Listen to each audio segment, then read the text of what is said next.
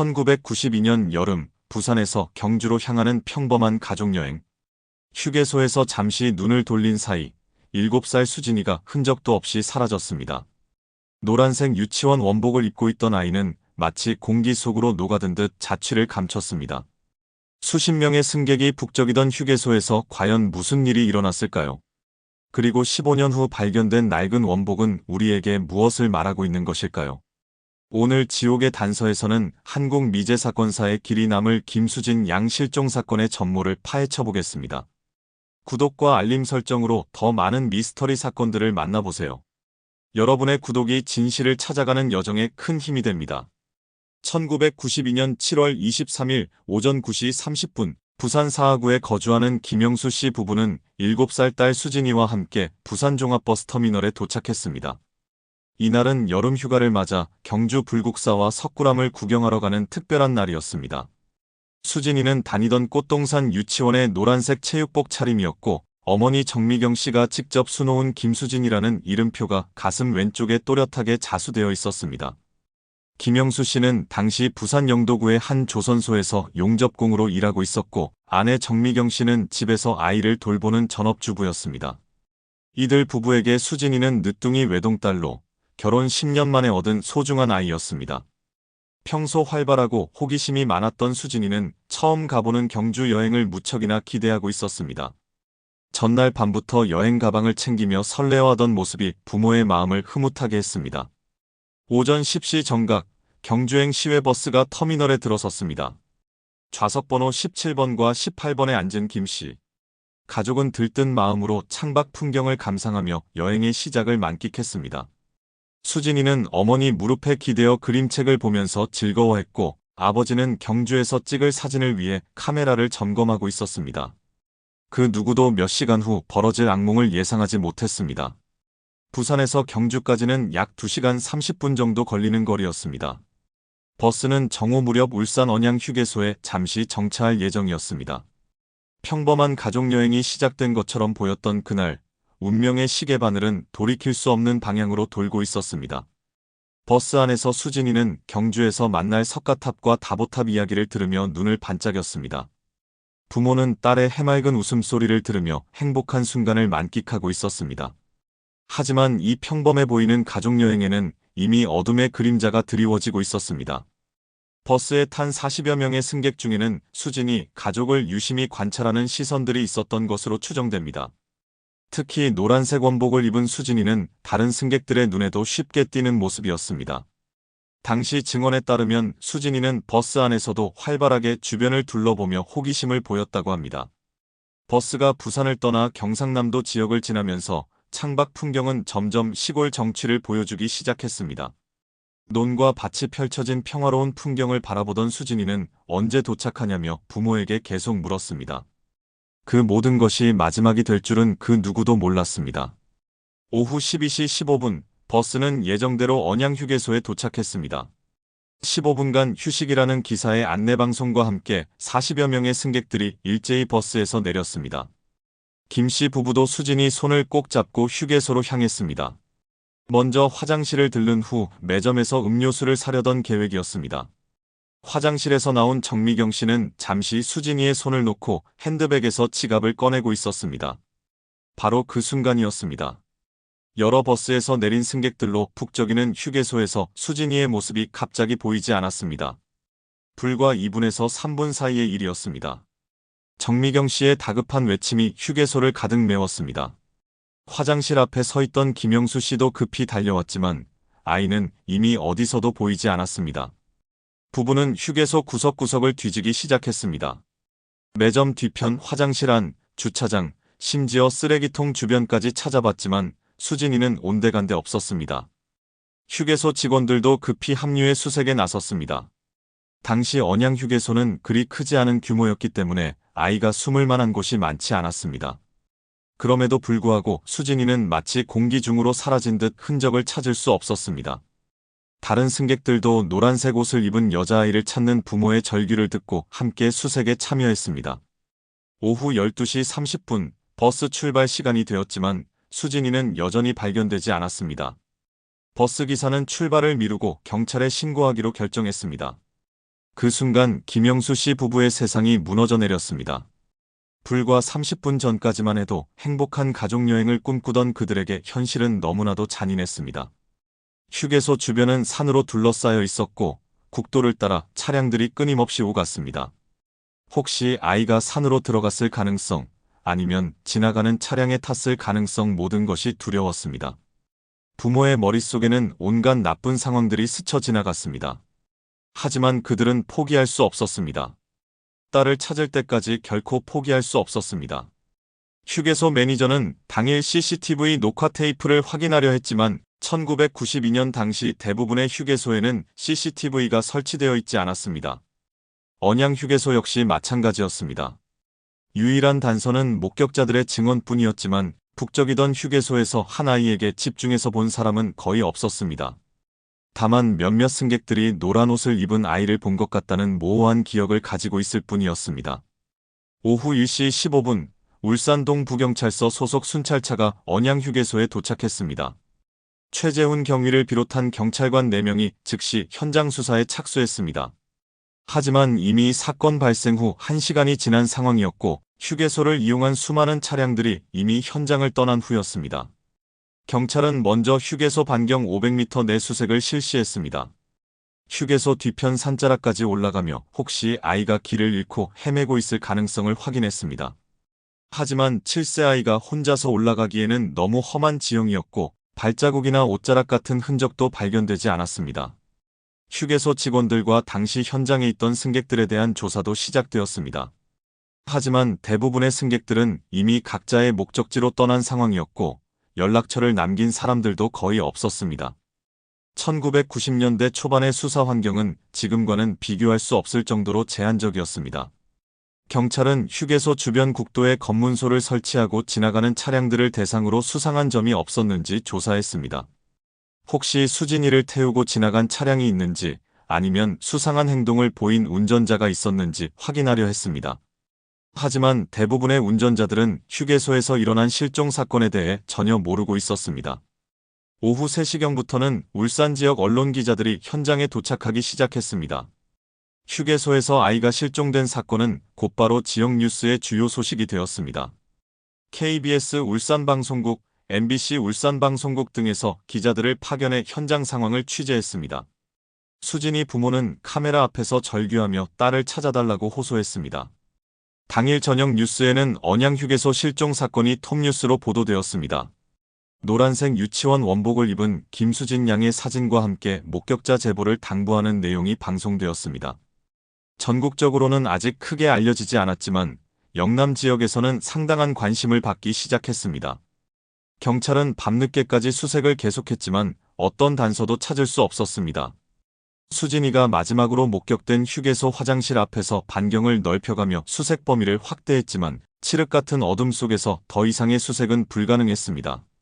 부모는 그날 밤 울산의 한 여관에서 잠 못 이루는 밤을 보냈습니다. 7월 24일 오전 6시 수진이 실종 24시간이 지나면서 경찰은 공식적으로 대규모 수색작전에 돌입했습니다. 울산경찰서에서 추가 인력 20여 명이 투입되었고 경상북도, 경주경찰서에서도 협력 수사팀을 파견했습니다.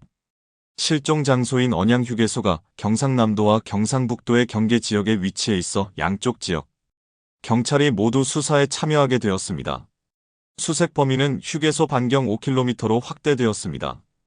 119 구조대와 민방위대원들까지 동원된 대규모 수색이 시작되었습니다. 헬리콥터도 동원되어 상공에서 수색을 실시했지만 여전히 수진이의 흔적은 발견되지 않았습니다. 특히 휴게소 주변 산악지대와 하천을 중심으로 집중 수색이 이루어졌지만 결과는 마찬가지였습니다. 한편 언론의 관심도 점점 커져갔습니다. 전국 방송사들이 속속 취재진을 파견했고 신문사들도 사회부 기자들을 현장에 보냈습니다. 동아일보, 조선일보, 중앙일보 등 주요 일간지들이 실종 사건을 대서특필하기 시작했습니다. 특히 어린아이가 휴게소에서 흔적도 없이 사라진 미스터리한 상황이 대중의 호기심을 자극했습니다. 수진이 부모는 언론과의 인터뷰를 통해 딸을 찾아달라고 간절히 호소했습니다. 김영수 씨는 눈물을 흘리며 수진이의 특징을 자세히 설명했습니다. 키 120cm, 몸무게 23kg에 말랐지만 건강한 아이였고 왼쪽 무릎에 작은 상처 자국이 있다는 점도 공개했습니다. 정미경 씨는 직접 수놓은 이름표가 달린 노란색 원복에 대해서도 구체적으로 설명했습니다. 전국적으로 제보 전화가 빗발쳤습니다. 울산경찰서에는 하루에도 수십 통의 전화가 걸려왔습니다. 서울, 부산, 대구, 광주 등 전국 각지에서 노란 옷을 입은 여자아이를 봤다는 제보가 이어졌습니다. 하지만 대부분은 착각이거나 다른 아이를 본 것으로 확인되었습니다. 그럼에도 경찰은 모든 제보를 꼼꼼히 확인했습니다. 특히 주목받은 것은 경주 시내에서 노란 옷을 입은 여자아이를 봤다는 제보들이었습니다. 불국사 입구, 경주역, 첨성대 근처에서 수진이와 비슷한 아이를 봤다는 목격담이 연이어 들어왔습니다. 경주는 김 씨 가족의 원래 목적지였기 때문에 이런 제보들은 특별한 의미를 가졌습니다. 혹시 수진이가 어떤 이유로 먼저 경주에 도착했을 가능성이 제기되었습니다. 하지만 이런 제보들을 하나하나 확인하는 과정에서 대부분 오인임이 드러났습니다. 1992년 여름 휴가철이었기 때문에 전국 곳곳에 비슷한 연령대의 아이들이 많았고 노란색 옷을 입은 아이들도 적지 않았습니다. 확실한 목격담을 찾기는 갈수록 어려워졌습니다. 7월 25일 실종 사건은 전국 언론의 톱뉴스로 다뤄지기 시작했습니다. KBS 9시 뉴스, MBC 뉴스데스크, SBS 8시 뉴스 등 주요 방송사의 메인 뉴스에서 김수진, 양 실종 사건을 집중 보도했습니다. 신문 일면에도 수진이의 사진과 함께 실종 소식이 크게 실렸습니다. 언론들은 이 사건을 휴게소 미스터리 실종 사건으로 명명했습니다. 수십 명이 북적이는 휴게소에서 아이가 흔적도 없이 사라진 상황이 마치 추리소설 같다는 평가였습니다. 일부 언론은 유괴설을 제기하기도 했고 다른 언론들은 미아 가능성을 언급했습니다. 하지만 어떤 가설도 명확한 근거는 부족했습니다.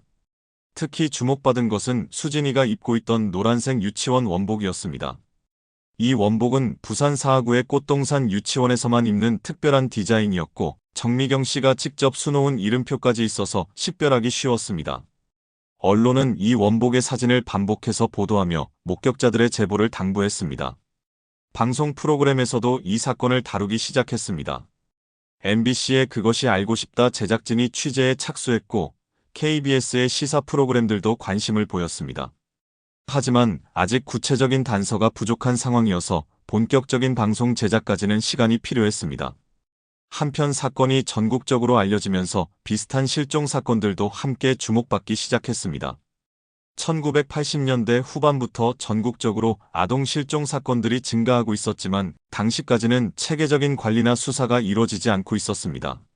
수진이 사건을 계기로 아동 실종에 대한 사회적 관심이 높아지기 시작했습니다. 부모들은 연일 기자회견을 열며 딸을 찾아달라고 호소했습니다. 김영수 씨는 딸이 어디 있든 무사하기만 하면 된다. 제발 우리 수진이를 집으로 보내달라며 눈물을 흘렸습니다. 정미경 씨는 수진이가 좋아하는 인형과 과자를 준비해두고 기다리고 있다며 간절한 마음을 전했습니다. 이런 부모의 절규는 전 국민의 가슴을 울렸습니다. 전국 각지에서 성금과 응원 편지가 쏟아졌습니다. 부산 지역 시민단체들이 수색 자원봉사에 나섰고 경주 지역 주민들도 관광지 곳곳에 수진이를 찾는 전단지를 붙였습니다. 전 국민이 한 아이를 찾기 위해 마음을 모으는 감동적인 모습이었습니다. 7월 말까지 2주간의 대대적인 수색에도 불구하고 수진이에 대한 단서는 발견되지 않았습니다. 경찰은 수사 방향을 재검토하기 시작했습니다. 단순 미아 사건이 아닐 가능성이 높다고 판단한 경찰은 유괴 가능성을 중점적으로 수사하기로 했습니다. 먼저 언양휴게소를 이용한 모든 차량의 동선을 추적하기 시작했습니다. 하지만 1992년 당시에는 하이패스나 블랙박스가 없었고 차량 이동을 추적할 수 있는 시스템도 없었습니다. 경찰은 휴게소 주변 주유소와 톨게이트에서 수상한 차량이 목격되지 않았는지 확인했지만 명확한 정보를 얻기는 어려웠습니다. 수진이 실종 당일 언양휴게소를 이용한 승객들에 대한 전수조사도 실시했습니다. 경주행 버스 승객 40명은 물론 다른 노선 버스 승객들의 신원도 파악하려 노력했습니다. 하지만 1990년대 초반에는 버스표를 구매할 때 신분 확인을 하지 않았기 때문에 승객 명단을 정확히 파악하기가 불가능했습니다. 성범죄자들에 대한 수사도 병행되었습니다. 울산, 부산, 경주 지역의 아동 대상 성범죄 전력자들을 전수조사하고 당일 알리바이를 확인했습니다. 몇몇 용의자들이 조사를 받았지만 모두 명확한 알리바이가 있었거나 수진이 실종과 연관성을 찾을 수 없었습니다. 한편 수진이 가족의 주변 인물들에 대한 조사도 이루어졌습니다. 혹시 개인적인 원한이나 금전 문제로 인한 계획적 범죄일 가능성도 배제할 수 없었기 때문입니다. 하지만 김영수 씨는 평범한 조선소 용접공이었고 특별한 원한 관계나 금전적 문제도 없었습니다. 가족들의 증언도 일치했고 의심스러운 점은 발견되지 않았습니다. 국과수에서도 언양휴게소 현장 감식을 실시했습니다. 하지만 사건 발생 후 이미 많은 시간이 흘렀고 수많은 사람들이 현장을 다녀간 상황이어서 유의미한 물증을 찾기는 어려웠습니다. 지문이나 혈흔 같은 결정적 증거는 발견되지 않았습니다. 경찰은 프로파일링 전문가의 도움도 받았습니다. 당시 한국에는 프로파일링 기법이 본격적으로 도입되기 전이었지만 미국에서 수학한 몇몇 전문가들이 사건 분석에 참여했습니다. 전문가들은 계획적 범죄보다는 우발적 범죄일 가능성이 높다고 분석했습니다. 하지만 이것도 추측에 불과했습니다. 8월 중순경, 경찰은 공개 수배령을 내렸습니다. 전국 경찰서에 수진이의 사진과 특징을 배포하고 유사한 실종 신고가 들어오면 즉시 연락하도록 했습니다. 또한 항만과 공항에도 협조를 요청해 혹시 수진이가 해외로 밀반출되는 것은 아닌지 감시를 강화했습니다. 8월이 되면서 수진이 실종 2주가 넘어섰습니다. 부모의 절망은 깊어만 갔습니다. 김영수 씨는 직장을 무단결근하면서까지 딸을 찾아 전국을 돌아다녔습니다. 부산에서 경주, 울산에서 대구까지 수진이가 목격됐다는 제보가 들어오면 어디든 달려갔습니다. 정미경 씨는 집에서 전화를 받으며 제보 전화를 기다렸습니다. 하루에도 수십 번씩 전화벨이 울렸지만 대부분은 악성 전화나 허위 제보였습니다. 그럼에도 혹시나 하는 마음으로 모든 전화를 끝까지 들었습니다. 밤늦게까지 전화를 붙들고 있는 아내를 보는 김영수 씨의 마음도 찢어졌습니다. 부부는 매일 아침 수진이 방에 들어가 옷을 정리하고 인형을 배치했습니다. 딸이 언제 돌아와도 좋도록 모든 것을 그대로 유지했습니다. 수진이가 좋아하던 딸기 우유도 매일 냉장고에 넣어두었습니다. 이웃들은 이런 부부의 모습을 보며 가슴 아파했지만 섣불리 위로의 말을 건네기도 어려웠습니다. 김영수 씨의 직장에서도 상황을 이해하고 휴직을 허가해 주었습니다. 동료들이 성금을 모아 전단지 제작비를 지원해주기도 했습니다. 정미경 씨의 친정 가족들도 부산으로 와서 함께 수진이를 찾는 일에 동참했습니다. 온 가족이 하나가 되어 수진이를 기다렸습니다. 하지만 시간이 갈수록 주변의 시선은 조금씩 달라졌습니다. 처음에는 동정과 응원을 보내던 사람들도 점점 관심을 잃어갔습니다. 언론의 보도 빈도도 줄어들었고 제보 전화도 현저히 감소했습니다. 사회는 벌써 다른 사건, 다른 이슈로 관심을 옮겨가고 있었습니다. 부모에게는 가장 힘든 순간들이었습니다. 세상이 자신들의 딸을 잊어가는 것 같은 절망감이 밀려왔습니다. 그럼에도 그들은 포기할 수 없었습니다. 수진이는 분명 어딘가에 살아있을 거라는 믿음만이 그들을 지탱해주는 유일한 힘이었습니다. 9월에 들어서면서 부모는 새로운 전략을 세웠습니다. 대규모 전단지 작전을 전개하기로 한 것입니다. 친척과 친구들의 도움을 받아 1만 장의 전단지를 제작했습니다. A사 용지에 수진이의 사진과 특징, 실종 당일 입고 있던 옷차림, 연락처 등을 자세히 기재했습니다. 전단지에는 우리 딸 수진이를 찾습니다라는 제목 아래 간절한 호소문이 적혀 있었습니다. 1992년 7월 23일 울산 언양휴게소에서 실종된 김수진이를 찾고 있습니다. 작은 정보라도 있으시면 연락주세요라는 내용이었습니다. 현상금 200만 원도 제시했습니다. 당시로서는 상당한 금액이었습니다. 김영수 씨 부부는 매일 새벽부터 밤늦게까지 전단지를 붙이고 나눠주는 일을 반복했습니다. 부산 시내 지하철역, 버스 정류장, 시장, 학교 앞, 병원, 관공서 등 사람들이 많이 모이는 곳이면 어디든 찾아갔습니다. 특히 아이들이 많이 다니는 초등학교와 유치원 앞에서는 등하교 시간에 맞춰 학부모들에게 직접 전단지를 나눠주었습니다. 경주 지역에도 직접 찾아가 전단지를 배포했습니다. 불국사, 석굴암, 첨성대 등 주요 관광지는 물론 경주역, 버스터미널, 시장 등에도 전단지를 붙였습니다. 경주 지역 주민들의 협조도 받을 수 있었습니다. 많은 상인들이 가게 앞에 전단지를 붙여주었고 관광 안내원들도 관광객들에게 수진이 이야기를 들려주었습니다. 울산 지역도 빼놓을 수 없었습니다. 특히 언양휴게소 주변 지역을 중심으로 집집마다 방문해 전단지를 전했습니다. 혹시 수진이가 근처에 숨어 있거나 누군가 보호하고 있을 가능성을 염두에 둔 것이었습니다. 울산 시내 번화가에서도 시민들에게 직접 전단지를 나눠주며 협조를 당부했습니다. 전국 각지로도 전단지를 우편으로 발송했습니다. 서울, 인천, 대전, 광주, 대구 등 주요 도시의 경찰서, 시청, 복지시설, 병원 등의 전단지를 보내며 협조를 요청했습니다. 아동보호시설과 고아원에도 전단지를 보냈습니다. 혹시 수진이가 어떤 시설에 보호받고 있을 가능성도 배제할 수 없었습니다. 버스와 택시 기사들에게도 전단지를 나눠주었습니다. 이들은 전국을 다니면서 많은 사람들을 만나기 때문에 목격할 가능성이 높다고 판단했기 때문입니다. 부산과 경주를 오가는 시외버스 기사들에게는 특히 정중히 부탁했습니다. 혹시 수진이와 비슷한 아이를 본 적이 있는지, 수상한 승객을 본 적이 있는지 물어보았습니다. 이런 노력의 결과 제보 전화가 다시 늘어나기 시작했습니다. 하지만 여전히 확실한 목격담은 없었습니다.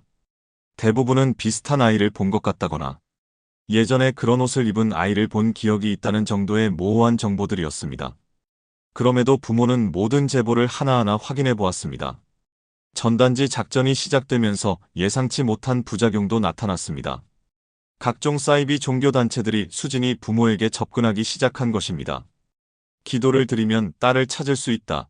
특별한 의식을 치르면 아이의 위치를 알 수 있다는 식의 감언이설로 절망에 빠진 부모를 현혹하려 했습니다. 한 신흥종교 교주라고 자칭하는 사람이 부모를 찾아와 수진이가 어디에 있는지 환상으로 보았다며 거짓 정보를 제공했습니다. 그는 경주 남산 어딘가에 수진이가 있다고 주장하며 의식 비용으로 100만 원을 요구했습니다. 절망에 빠진 부모는 이런 말에도 귀를 기울일 수밖에 없었습니다. 점쟁이나 무당들의 접근도 이어졌습니다. 아이의 사주를 봐주겠다. 굿을 해주면 아이가 돌아온다는 식의 제안들이 계속 들어왔습니다. 일부는 거금을 요구하기도 했습니다. 평소 미신을 믿지 않던 김영수 씨 부부였지만 딸을 찾기 위해서라면 무엇이든 시도해보고 싶은 심정이었습니다. 허위 제보도 심각한 문제였습니다. 일부 악의적인 사람들이 부모의 절망을 이용해 거짓 정보를 제공했습니다. 수진이를 데리고 있으니 돈을 가져오라는 식의 협박 전화도 있었습니다. 이런 전화를 받을 때마다 부모의 마음은 천당과 지옥을 오갔습니다. 혹시나 하는 마음으로 약속 장소에 가보면 아무도 없었습니다. 언론에서도 자극적인 보도를 일삼는 경우가 있었습니다. 일부 주간지들은 수진이 유괴범의 정체, 휴게소 실종 사건의 충격적 진실 같은 제목으로 추측성 기사를 쏟아냈습니다. 하지만 대부분 근거 없는 추정이나 다른 사건과의 억지 연결고리였습니다. 이런 보도들은 수사의 혼란만 가중시켰습니다. 경찰도 이런 허위 정보들 때문에 수사력이 분산되는 문제를 겪었습니다. 모든 제보를 확인해야 하는 상황에서 허위 정보가 늘어날수록 정말 중요한 단서를 놓칠 가능성이 높아졌습니다. 경찰은 언론을 통해 허위 신고 시 법적 처벌을 받을 수 있다고 경고하기도 했습니다. 부모는 이런 혼란스러운 상황에서도 흔들리지 않으려 노력했습니다. 친척들과 지인들이 조언해주는 것을 들으며 현명하게 판단하려 했습니다. 하지만 딸을 향한 간절한 마음 때문에 때로는 비현실적인 제안에도 귀를 기울일 수밖에 없었습니다. 결국 부모는 정식 종교기관과 시민사회단체의 도움을 받기로 했습니다. 부산 지역 교회와 절에서 수진이를 위한 기도회를 열어주었고 시민단체들도 수색활동에 참여해 주었습니다. 이런 건전한 도움은 부모에게 큰 위로가 되었습니다. 1993년이 되면서 수진이 실종 6개월이 지났습니다. 언론의 관심은 현저히 줄어들었고 제보 전화도 거의 오지 않았습니다. 하지만 부모의 희망은 꺾이지 않았습니다. 매일 아침 수진이 방을 정리하고 딸이 좋아하던 음식을 준비해두는 일상이 계속되었습니다. 김영수 씨는 직장에 복귀했지만 마음은 항상 딸에게 가 있었습니다. 작업 중에도 틈틈이 주변 사람들에게 수진이 이야기를 하며 혹시 비슷한 아이를 본 적이 있는지 물어보았습니다. 점심시간에는 근처 초등학교 앞에 나가 아이들을 보며 딸을 그리워했습니다.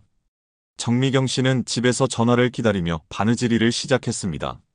마을 사람들의 옷수선을 해주며 생활비를 벌었습니다. 하지만 노란색 천을 보면 수진이 원복이 생각나 눈물을 흘리곤 했습니다. 그럴 때마다 바느질을 멈추고 딸의 사진을 바라보며 기도했습니다. 부부는 매월 23일이면 언양 휴게소를 찾아갔습니다. 딸이 실종된 그 자리에서 기도하고 주변을 다시 한번 살펴보았습니다. 혹시 놓친 단서가 있을지도 모른다는 희망 때문이었습니다. 휴게소 직원들도 이런 부부의 마음을 이해하고 따뜻하게 맞아주었습니다. 아동 실종 부모 모임에도 참여하기 시작했습니다.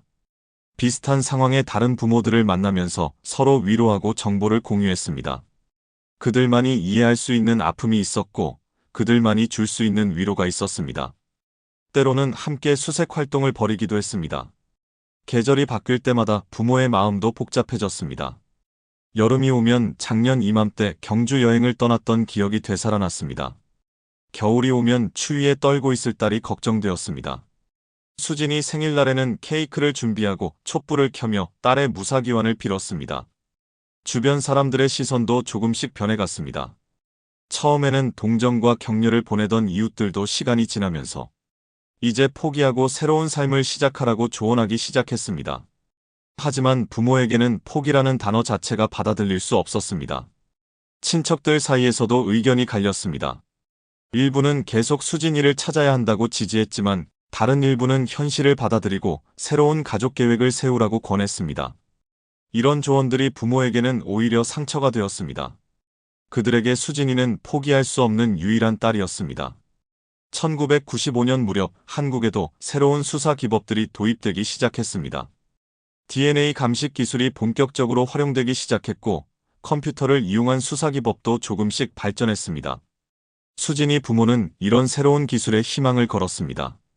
경찰에서는 수진이 사건을 새로운 기술로 재수사할 것을 검토했습니다.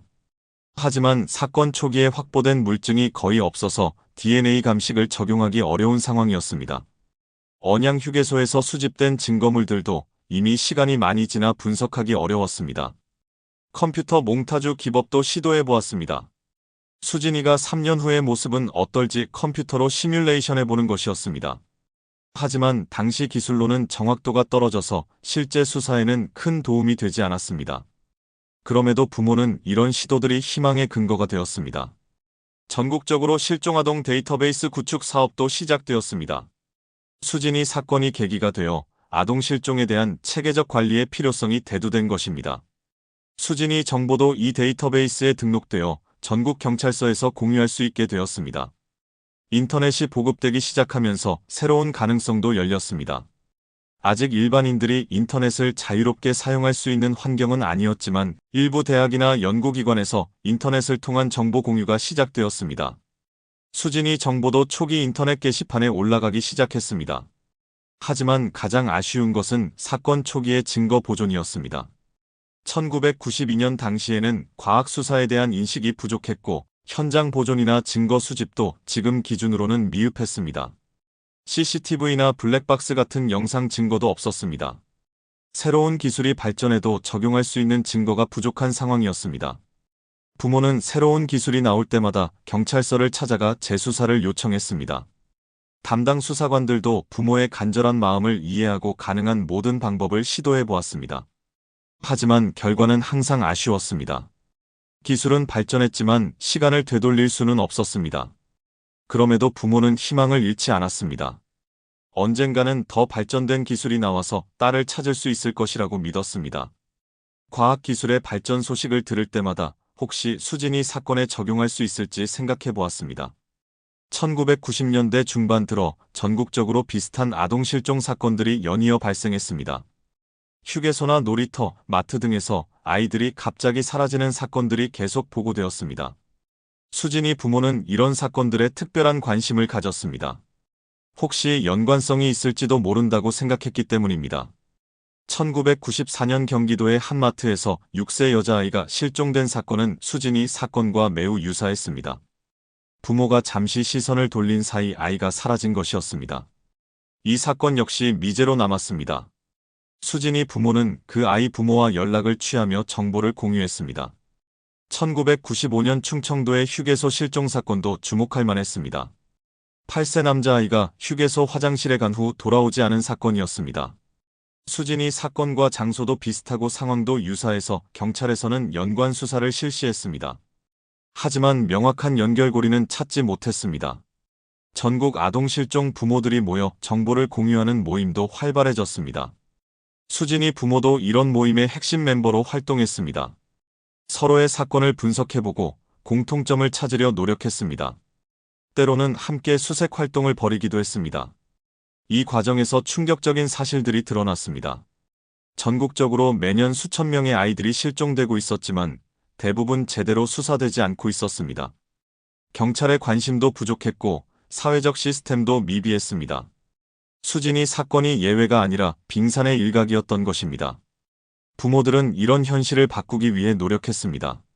아동 실종 예방 캠페인을 벌이고 국회에 관련 법안 제정을 요구했습니다. 실종아동 전담 수사기구 설치, 신고 시스템 개선, 예방교육 강화 등을 주장했습니다. 언론에서도 이런 움직임에 관심을 보였습니다. 아동 실종 사건들을 연속기획으로 다루는 프로그램들이 제작되기 시작했습니다. 수진이 사건도 여러 차례 재조명되었습니다. 하지만 여전히 새로운 단서는 나오지 않았습니다. 정부에서도 뒤늦게 대책 마련에 나섰습니다. 1996년에는 실종아동 전담팀이 경찰청에 신설되었습니다. 수진이 사건 담당 수사관이었던 최재훈 경위가 이 팀으로 발령받아 전국 미제 사건들을 재검토하기 시작했습니다. 하지만 이미 시간이 너무 많이 흘렀습니다. 증거는 사라졌고 기억은 희미해졌습니다. 새로운 시스템이 만들어져도 기존 사건들을 해결하기는 어려웠습니다. 수진이 부모는 이런 현실을 받아들이면서도 포기하지 않았습니다. 1990년대 후반에 들어서면서 한국 사회도 많이 변했습니다. 경제 발전과 함께 생활 수준이 향상되었고 아동의 권리에 대한 인식도 높아졌습니다. 하지만 아동 실종이나 유괴 같은 범죄는 오히려 늘어나는 추세였습니다. 인터넷의 보급으로 정보 공유가 훨씬 쉬워졌습니다. 수진이 부모도 1998년경부터 컴퓨터를 배워 인터넷을 사용하기 시작했습니다. 온라인 게시판에 수진이 이야기를 올리고 전국 누리꾼들의 관심을 받았습니다. 인터넷을 통한 제보도 들어오기 시작했습니다. 핸드폰이 보급되면서 수사 환경도 변화했습니다. 실시간 연락이 가능해지고 위치 추적도 어느 정도 가능해졌습니다. 하지만 수진이 사건에는 이미 늦었습니다. 1992년에는 이런 기술들이 존재하지 않았기 때문입니다. CCTV의 보급도 급속히 진행되었습니다. 주요 도로와 건물에 CCTV가 설치되기 시작했고 범죄 수사에 활용되었습니다.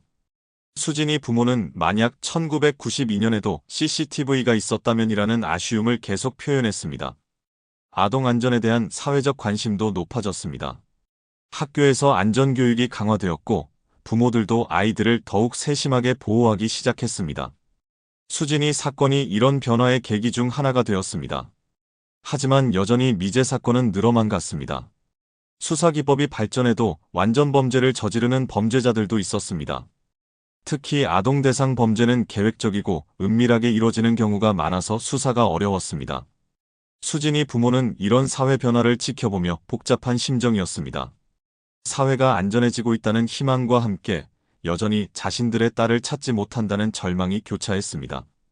다른 아이들은 보호받고 있는데 수진이만 여전히 행방불명이라는 현실이 괴로웠습니다. 그럼에도 그들은 포기하지 않았습니다. 새로운 기술과 변화하는 사회 시스템을 활용해 딸을 찾기 위한 노력을 계속했습니다. 인터넷 카페를 만들어 운영하고 온라인에서 수진이 정보를 지속적으로 알렸습니다. 2000년이 되면서 수진이 실종 8년이 지났습니다. 새 천년을 맞아 많은 사람들이 희망찬 미래를 이야기했지만 수진이 부모에게는 여전히 딸을 찾지 못한 채 맞는 새로운 세기였습니다. 하지만 그들의 희망은 여전히 꺾이지 않았습니다. 김영수 씨와 정미경 씨는 이제 40대 후반이 되었습니다. 머리에 흰머리가 늘어났고 얼굴에 주름이 깊어졌습니다.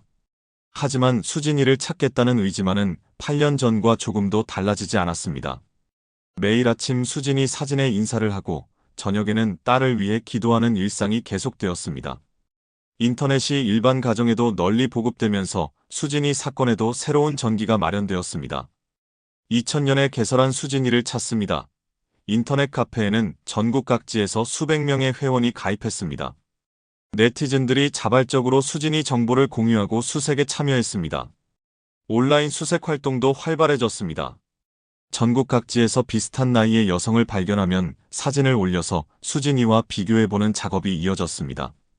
학교나 직장에서 신원이 불분명한 사람을 발견하면 제보하는 시스템도 만들어졌습니다. 비록 확실한 성과는 없었지만 많은 사람들이 관심을 가져주는 것만으로도 부모에게는 큰 힘이 되었습니다. 2001년에는 MBC에서 수진이 사건을 다룬 특별 다큐멘터리가 방영되었습니다.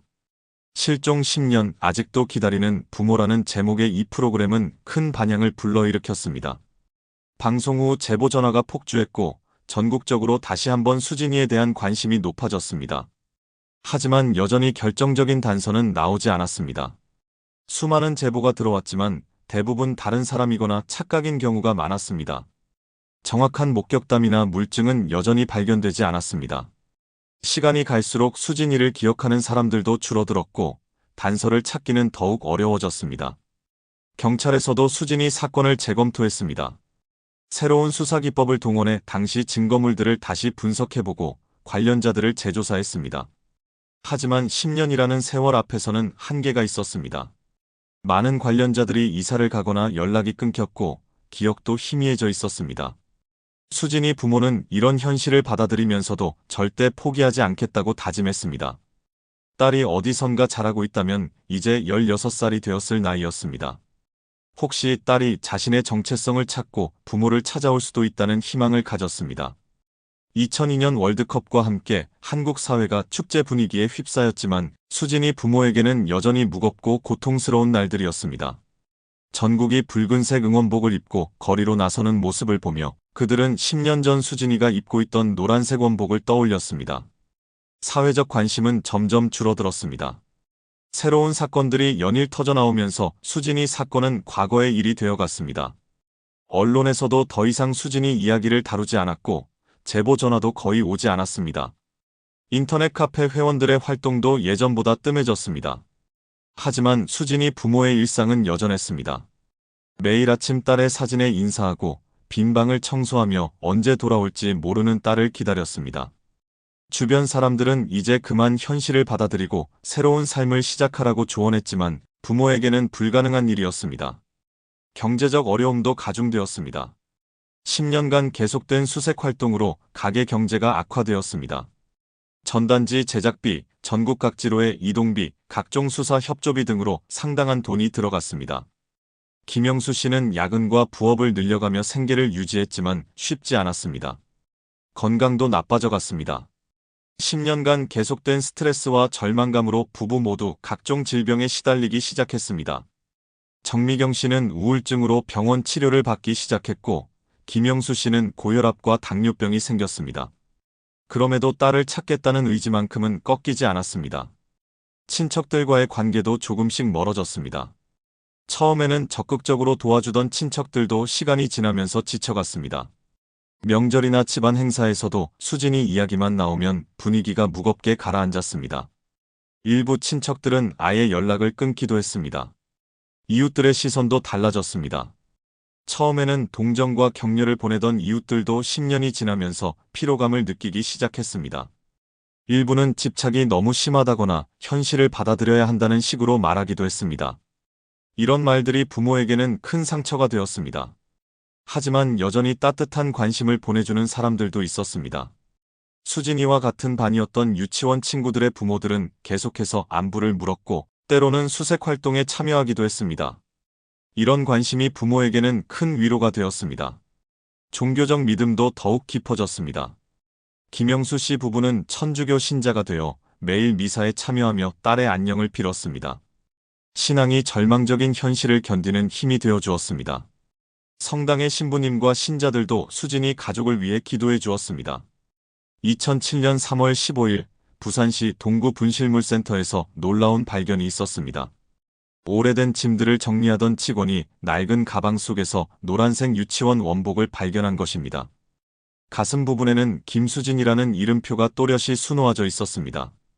15년 만에 수진이의 원복이 발견된 것이었습니다. 분실물센터 직원은 즉시 경찰에 신고했습니다. 부산 동부경찰서에서 파견된 수사관들이 현장에 도착해 원복을 수거했습니다. 이 소식이 김영수 씨 부부에게 전달되었을 때 두 사람은 믿을 수 없다는 표정으로 서로를 바라보았습니다. 15년간 기다려온 첫 번째 구체적인 단서였습니다. 부모는 급히 분실물센터로 달려갔습니다. 투명한 증거봉투에 담긴 노란색 원복을 본 순간 정미경 씨는 그 자리에서 무너져 내렸습니다. 자신이 직접 수놓은 이름표, 딸이 입고 있던 바로 그 원복이 분명했습니다. 김영수 씨도 눈물을 흘리며 이제야 단서가 나왔다고 중얼거렸습니다. 원복의 상태는 시간이 흘렀음을 보여주고 있었습니다. 색이 많이 바래져 있었고 여러 곳에 얼룩과 손상이 있었습니다.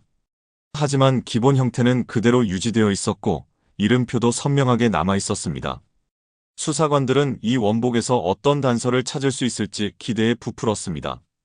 분실물센터 기록을 조사한 결과 이 원복은 2005년 8월에 입수된 것으로 확인되었습니다. 당시 부산역 근처에서 노숙자가 가져온 것으로 정확한 발견 경위는 파악되지 않았습니다. 그 노숙자는 이미 다른 지역으로 떠났고 연락처를 알 수 없었습니다. 경찰은 즉시 국과수에 원복 정밀 감식을 의뢰했습니다.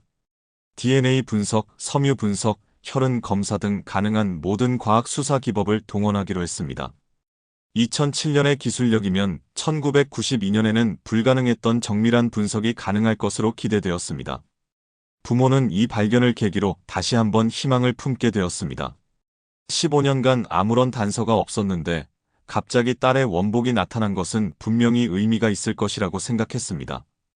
혹시 수진이가 부산 어딘가에 살고 있는 것은 아닐까 하는 기대도 가졌습니다. 언론에서도 이 소식에 큰 관심을 보였습니다. 15년 만에 발견된 실마리라는 점에서 뉴스 가치가 충분했습니다. 주요 방송사들이 속속 취재에 나섰고 신문들도 일면에 이 소식을 보도했습니다. 전 국민이 다시 한번 수진이 사건에 주목하게 되었습니다. 국과수에서 실시한 원복 분석 결과는 2007년 5월에 나왔습니다. 하지만 결과는 부모의 기대에 못 미쳤습니다. 15년이라는 긴 세월과 보관 상태의 문제로 명확한 분석이 어려웠던 것입니다. DNA 샘플은 검출되었지만 상태가 좋지 않아 정확한 신원 확인은 불가능했습니다. 원복에서 발견된 머리카락 몇 가닥을 분석한 결과 어린 여자아이의 것으로 추정된다는 소견이 나왔습니다. 하지만 15년 전 수집된 수진이 가족의 DNA 샘플과 비교해도 일치 여부를 단정할 수 없었습니다. 기술적 한계와 시간 경과로 인한 변성 때문이었습니다. 섬유 분석에서는 흥미로운 결과가 나왔습니다. 원복 곳곳에서 다양한 이물질이 발견되었는데 그 중에는 바다 모래와 염분 성분도 포함되어 있었습니다. 이는 수진이가 바다 근처에서 생활했을 가능성을 시사했습니다. 부산이 항구 도시라는 점을 고려하면 의미 있는 단서였습니다. 혈흔 반응 검사에서는 미세한 혈흔이 발견되었습니다. 하지만 양이 극히 적고 상태가 좋지 않아 자세한 분석은 어려웠습니다. 외상으로 인한 것인지 일상적인 상처로 인한 것인지 판단하기 어려운 상황이었습니다. 다만 혈액형은 B형으로 추정되었는데 이는 수진이의 혈액형과 일치했습니다. 원복의 손상 패턴도 분석되었습니다. 전문가들은 오랜 기간 야외에서 방치된 것으로 보인다고 분석했습니다. 햇볕에 의한 변색, 빗물에 의한 얼룩, 마모 흔적 등이 발견되었습니다. 하지만 인위적인 손상이나 폭력에 의한 파손 흔적은 찾을 수 없었습니다. 가장 아쉬운 것은 지문 분석이었습니다. 원복에서 여러 개의 지문이 검출되었지만 15년간 수많은 사람들이 접촉했을 가능성 때문에 의미 있는 분석이 어려웠습니다. 수진이의 지문은 당시 채취되지 않았기 때문에 비교 자료도 없었습니다. 경찰은 이런 분석 결과를 종합해 새로운 수사 방향을 설정했습니다. 부산 지역, 특히 바다 근처에서 수진이가 생활했을 가능성을 중점적으로 수사하기로 했습니다. 항만 지역, 어시장, 해안가 주변을 중심으로 15년 전 상황을 재조사하기 시작했습니다. 하지만 현실은 녹록하지 않았습니다. 15년이라는 세월 앞에서 목격자를 찾기란 하늘의 별 따기였습니다. 당시 그 지역에 살던 주민들 중 상당수는 이미 다른 곳으로 이주했거나 세상을 떠났습니다. 기억에 의존한 수사의 한계가 드러났습니다. 원복 발견을 계기로 경찰은 수진이 사건 전담팀을 재구성했습니다. 최재훈 경위가 팀장을 맡고 젊은 수사관들이 합류해 새로운 관점으로 사건을 재검토하기 시작했습니다. 15년간 축적된 수사 자료를 모두 다시 분석하고 놓친 단서가 없는지 꼼꼼히 살펴보았습니다. 먼저 1992년 당시 언양휴게소 관련자들을 다시 조사했습니다. 당시 직원들, 버스 기사, 승객들 중 연락이 가능한 사람들을 찾아 재조사를 실시했습니다. 15년이 지나 기억이 희미해지긴 했지만 일부에서는 새로운 증언이 나오기도 했습니다. 특히 주목받은 것은 당시 휴게소에서 청소를 담당했던 김모 씨의 증언이었습니다. 그는 사건 당일 휴게소 화장실 근처에서 수상한 남성을 목격했다고 새롭게 진술했습니다. 40대 정도의 남성이 아이들을 유심히 관찰하고 있었다는 것입니다. 당시에는 단순히 여행객으로 생각했지만 지금 생각해보니 행동이 수상했다고 말했습니다. 이 증언을 바탕으로 경찰은 당시 성범죄자 데이터베이스를 다시 검토했습니다. 1992년 당시 울산, 경주, 부산 지역에서 활동한 성범죄자들의 행적을 재추적했습니다. 그중 몇 명은 이미 다른 사건으로 복역 중이거나 사망한 상태였지만 일부는 여전히 추적 가능했습니다. 한편 원복이 발견된 부산 지역 수사도 본격화되었습니다. 2005년 당시 부산역 근처 상황을 재조사하고 노숙자들 사이에서 수진이와 관련된 정보가 있는지 확인했습니다. 시민단체와 종교기관의 협조를 받아 당시 노숙자들을 접촉할 수 있는 경로를 확보했습니다. 부산 지역 아동보호시설과 고아원도 전수 조사했습니다. 혹시 수진이가 어떤 시설에서 자랐을 가능성을 염두에 둔 것입니다. 1992년부터 2007년까지 15년간 입소한 여아들의 기록을 모두 검토했습니다. 신원이 불분명하거나 기록이 미비한 경우들을 중점적으로 조사했습니다. 인터넷을 활용한 수사도 강화되었습니다. 경찰은 공식 홈페이지에 수진이 사건 전용 게시판을 만들고 네티즌들의 제보를 받기 시작했습니다. 또한 각종 포털 사이트와 협력해 수진이 관련 검색이 늘어나도록 했습니다. SNS가 막 시작되던 시기여서 이를 활용한 홍보도 시작되었습니다. 언론의 관심도 다시 높아졌습니다. 원복 발견이라는 구체적인 단서가 생기면서 여러 방송사에서 특집 프로그램을 제작했습니다. KBS의 추적 60분, MBC의 실화탐사대, SBS의 그것이 알고 싶다 등에서 수진이 사건을 집중 조명했습니다. 이런 방송들을 통해 전 국민의 관심이 다시 집중되었습니다. 해외 수사 협력도 검토되었습니다. 혹시 수진이가 해외로 밀반출되었을 가능성을 고려한 것입니다. 인터폴을 통해 주변국 경찰에 수진이 정보를 제공하고 유사한 사건이 있었는지 조회했습니다. 하지만 명확한 연관성을 찾기는 어려웠습니다. 2007년 하반기부터 시민들의 자발적인 참여가 크게 늘어났습니다. 원복 발견 소식이 알려지면서 전국 각지에서 수진이를 찾기 위한 시민 모임들이 결성되기 시작했습니다. 인터넷 카페와 블로그를 통해 정보를 공유하고 수색 활동을 조직했습니다. 부산 지역에서는 수진이를 찾는 시민연대가 결성되었습니다. 200여 명의 시민들이 참여해 매주 주말마다 부산 시내를 돌며 수진이와 비슷한 나이의 여성들을 찾아보는 활동을 벌였습니다. 특히 부산역, 서면, 남포동 등 유동인구가 많은 지역을 중심으로 활동했습니다. 대학생들의 참여도 눈에 띄었습니다. 부산대학교, 동아대학교 학생들이 중심이 되어 수진이 찾기 대학생 연합을 만들었습니다.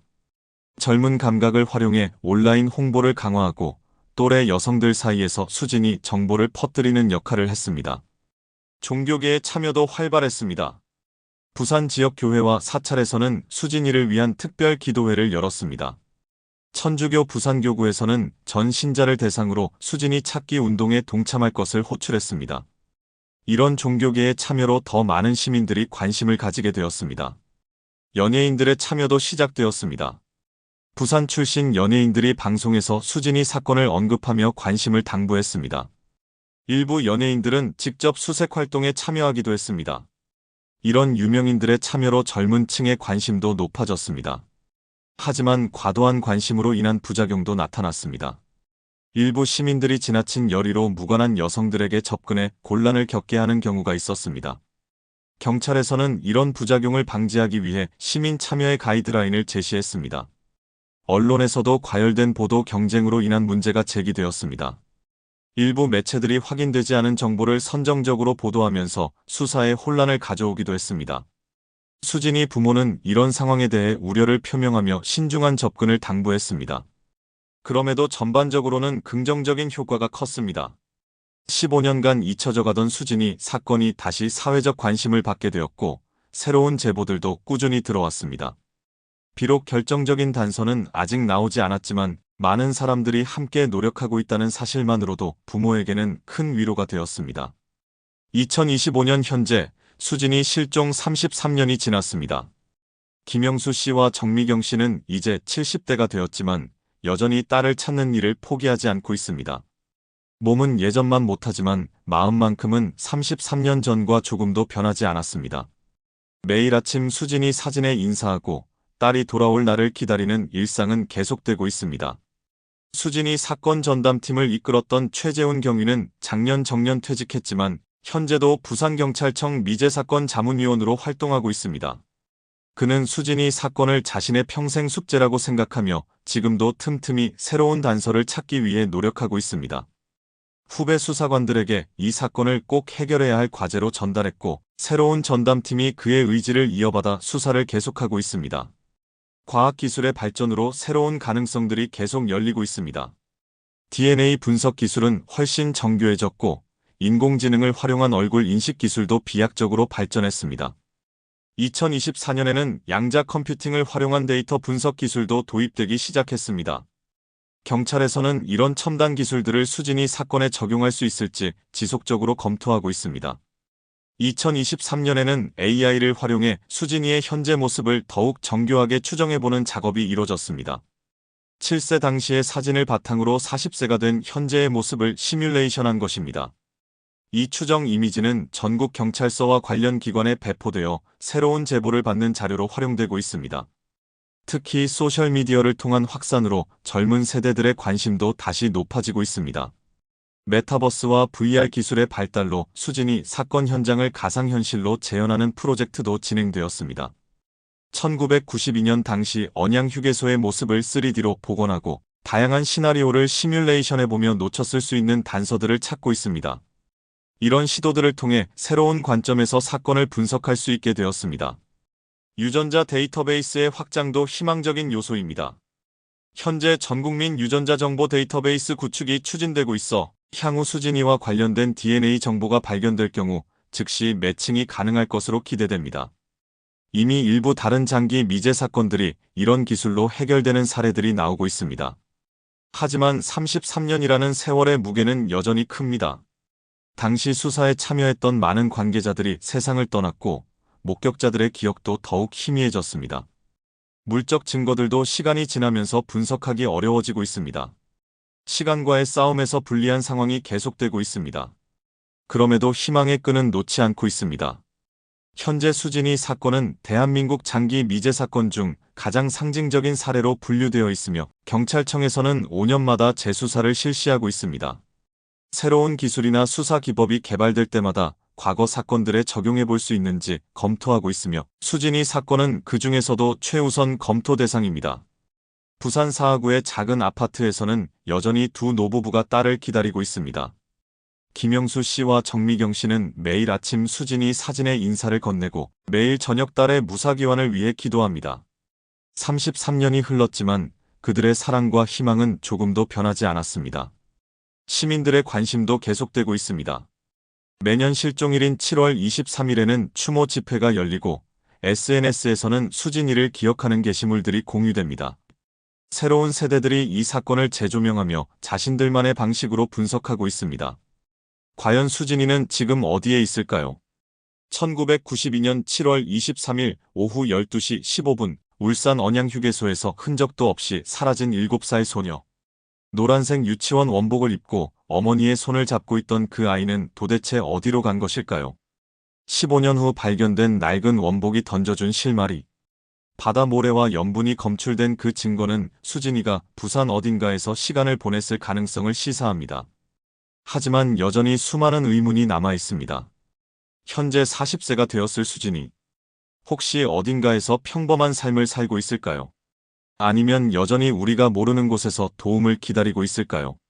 33년간 이어진 이 미스터리의 답은 과연 언제 밝혀질 것인가요?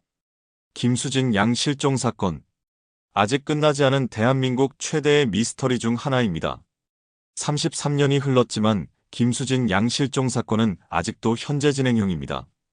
부산 사하구의 작은 아파트에서는 여전히 두 노부부가 딸을 기다리고 있습니다. 매일 아침 수진이 방을 정리하고 매일 저녁 딸을 위해 기도하는 그들의 사랑은 33년이라는 세월 앞에서도 변하지 않았습니다. 혹시 이 영상을 보시는 분들 중에 김수진 양과 관련된 어떤 정보라도 가지고 계신 분이 있다면 주저하지 마시고 제보해 주시기 바랍니다. 작은 정보 하나가 33년간 기다려온 가족에게 희망을 줄 수 있습니다. 수진이 사건이 우리에게 남긴 가장 큰 교훈은 포기하지 않는 것의 힘입니다. 아무리 절망적인 상황에서도 희망을 잃지 않고 끝까지 노력할 때 기적은 일어납니다. 수진이 가족의 33년간의 기다림이 언젠가는 보답받을 것이라고 믿습니다. 1992년 7월 23일 울산 언양휴게소에서 사라진 김수진 양. 현재 40세가 되었을 그녀가 어디선가 건강하게 살아있기를, 그리고 언젠가는 사랑하는 부모의 품으로 돌아올 수 있기를 간절히 바랍니다. 지옥의 단서에서는 앞으로도 잊혀져가는 미제 사건들을 지속적으로 조명하겠습니다. 진실을 찾아가는 우리의 여정에 여러분의 관심과 참여가 큰 힘이 됩니다.